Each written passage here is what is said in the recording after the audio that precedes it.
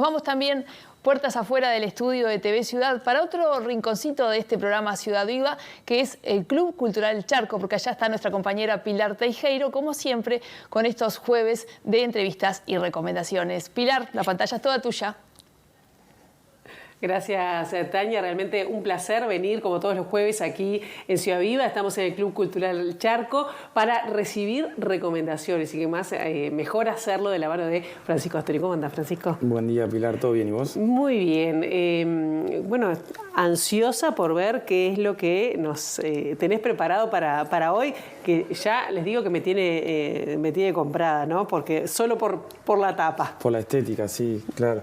La recomendación de hoy es una autobiografía de la pintora inglesa Celia Paul, que está escrita por primera vez en 2019 y editada por la editorial Chai. Es una editora independiente argentina en el año 2021. Quizás es una mención especial, estábamos hablando recién sobre la editorial. Se dedica esa editorial hace un par de años a recuperar o a encontrar textos realmente maravillosos con una calidad y un sentido de la estética muy desarrollado y hace unas ediciones muy lindas desde el punto de vista, vos lo estabas diciendo recién, ya desde la tapa con unas fotografías maravillosas y unas traducciones muy buenas. En este caso la traducción es de Esther Grosso.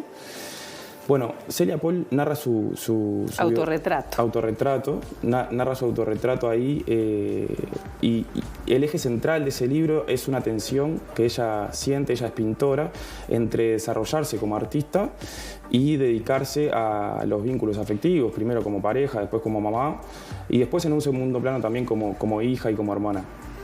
Ella en esa tensión narra que es fruto de su deseo, obviamente, dedicar energía a sus vínculos afectivos, pero también es fruto de su deseo desarrollarse como artista y en ese sentido necesita, en palabras de la autora, proteger la soledad, construir ciertas paredes, levantar ciertas paredes, porque es en esa soledad en donde ella se conecta con su arte y puede desarrollar su arte.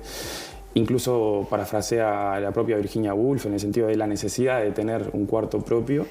Y entonces el libro trata de esa peripecia que ella va recorriendo a lo largo de su vida desde que es joven y se empieza a construir su carrera como artista para convertirse en artista y ser reconocida como tal. Claro, no es fácil porque en el caso de la autora, de la pintora, del artista, no es que sea tan fácil decidir a qué ocuparse, sino que además es musa inspiradora y pareja de un pintor mucho mayor, de un tutor mucho mayor, ¿no? Exacto. Lo cual entra mucho más en conflicto, porque entra en conflicto hasta con su propia vínculo de amor y de inspiración. Es cierto. Mutuo, ¿no? Ella tiene en esa tensión de la que hablábamos y que vos perfectamente estabas describiendo ahora.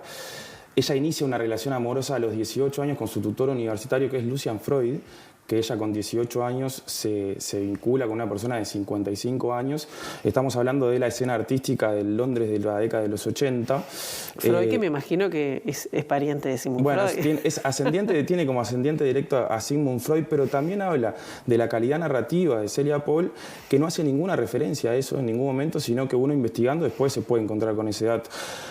Porque de alguna manera Lucian Freud es importante en sí mismo para Celia Paul y para esta historia, más allá de ese vínculo familiar, que obviamente es trascendente, pero es importante en sí mismo como pareja y por su obra. Es un pintor súper reconocido, es uno de los pintores más cotizados del siglo XX, de la segunda mitad del siglo XX.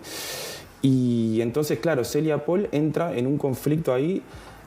El propio título del libro dice por qué se termina decidiendo por tratar de desarrollar su carrera como artista y tratar de ser reconocida como tal, pero es reconocida principalmente como musa inspiradora de Lucian Freud, antes que como artista. Y ella narra que se decide a escribir este libro a los 60 años, cuando después de morir Lucian Freud, empiezan a mencionarla a ella como su musa inspiradora y en ningún momento la mencionan como artista. Claro.